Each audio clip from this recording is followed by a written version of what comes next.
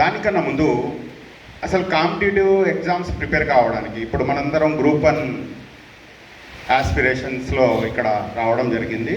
అసలు మనకున్న ఎలిజిబిలిటీ ఏంటి, కాంపిటేటివ్ ఎగ్జామ్స్కు ప్రిపేర్ అవ్వాలంటే కావాల్సిన అర్హత ఏంటి? ఫస్ట్ ఆఫ్ ఆల్ ఎవరైనా చెప్తారా? స్టూడెంట్స్ ఎవరైనా, what are the eligibilities for the competitive exams? Anyone? ఏం కావాలి మనకు? ఫస్ట్ అండ్ ఫార్మోస్ట్ ఎలిజిబిలిటీ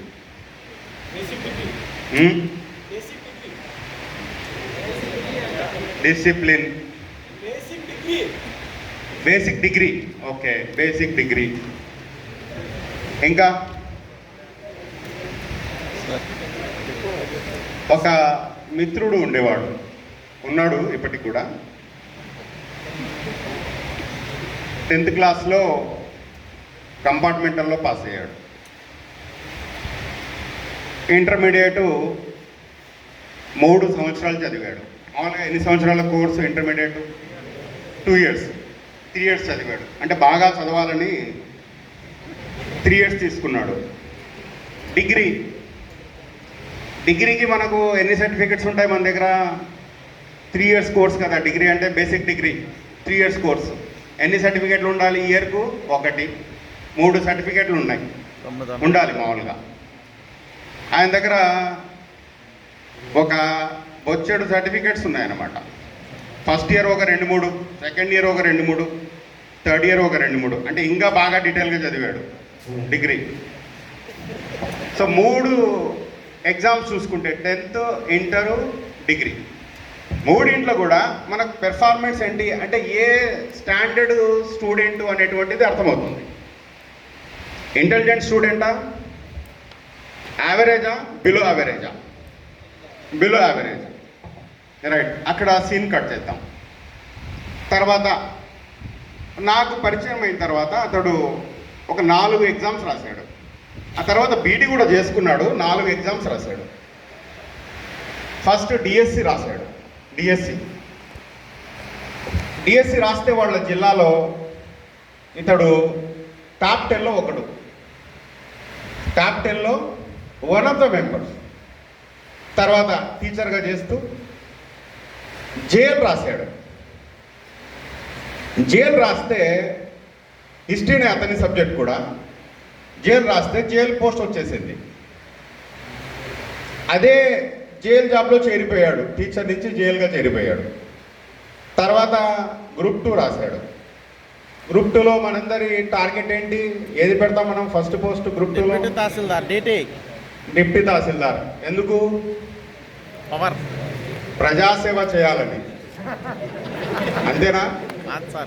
ప్రజాసేవ చేయాలని. లోపల ఏదున్న ఉద్దేశం ప్రజాసేవ అనే చెప్పాలి మీరు బయటికి. ఆ లెక్కలు వేరే. డీటీ వచ్చేసింది.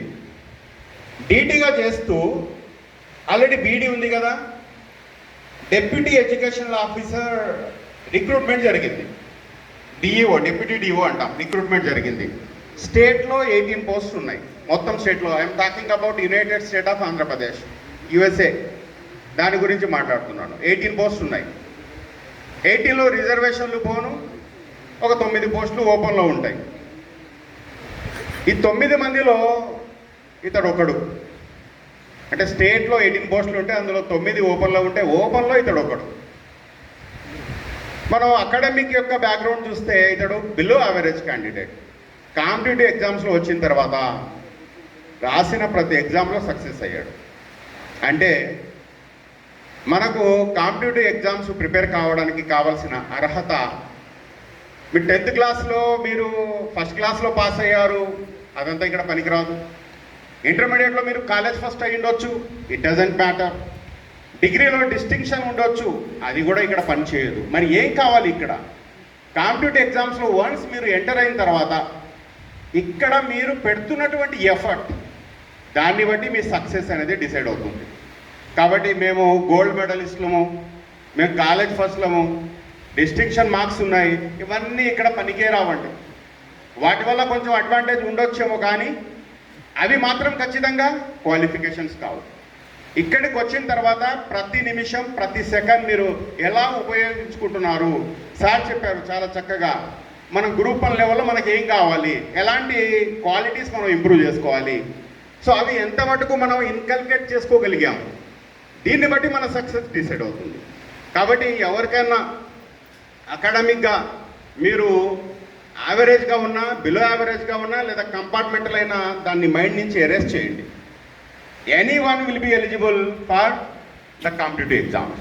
సో ఇది ఎందుకు చెప్పానంటే, నేను మన యొక్క అకాడమిక్లో ఉన్నటువంటి స్కోర్ అనేటువంటిది ఇక్కడ పనికే రాదు, అందుకే ఎగ్జామ్స్ పెడతారు, కాంపిటేటివ్ ఎగ్జామ్స్ అనేటువంటిది పెట్టడం జరుగుతుంది. ఇది ఒకటి.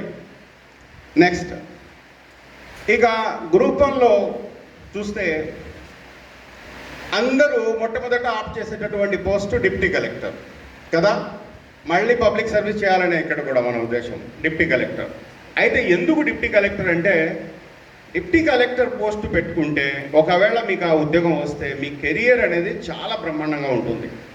చాలా డిపార్ట్మెంట్స్ ఉన్నాయండి గవర్నమెంట్లో, 72 డిపార్ట్మెంట్స్ ఉన్నాయి. You take Telangana government are AP government, the total departments in the government are more than 70. ఈ 70 డిపార్ట్మెంట్స్లో 2 డిపార్ట్మెంట్స్ చాలా గ్లామరస్ డిపార్ట్మెంట్స్. ఒకటి రెవెన్యూ, రెండవది పోలీస్.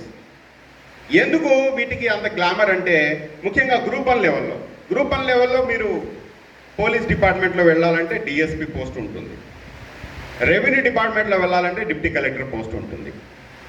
2011లో రిక్రూట్మెంట్ జరిగింది, ఏపీపీఎస్సీ వాళ్ళు రిక్రూట్మెంట్ కండక్ట్ చేశారు 2011లో గ్రూప్ 1 పోస్టులకు. 11లో డిప్టీ కలెక్టర్ అయినటువంటి ఒక మిత్రుడు 2019లో, అంటే ఒక 8 ఇయర్స్లో ఐఏఎస్ వచ్చేసింది. ఇప్పుడు is working as the joint collector for one of the districts in AP.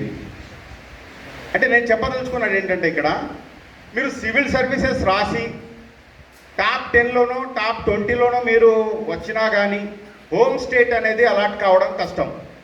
అలాంటిది గ్రూప్ 1 ద్వారా డిప్టీ కలెక్టర్ మీరు సాధించుకోగలిగితే ఒక 10 ఇయర్స్లో ఐఏఎస్ వచ్చేస్తుంది, హోమ్ స్టేట్ క్యాడర్లో ఉంటారు. అంటే it is equal to one of the toppers of UPSC. So ఈ లాజిక్ మనం గమనిస్తే గ్రూప్ 1 అనేటువంటిది ఎంత ప్రెస్టీజియస్ సర్వీసు, మన కెరియర్ను ఎక్కడికి తీసుకెళ్తుంది అనేది మనం అండర్స్టాండ్ చేసుకోవచ్చు. ఇక హిస్టరీ సబ్జెక్ట్ గురించి చెప్పాలి నేను. మనకు ఏపీపీఎస్సీలో లేదా టీఎస్పీఎస్సీలో రెండింటిలో కూడా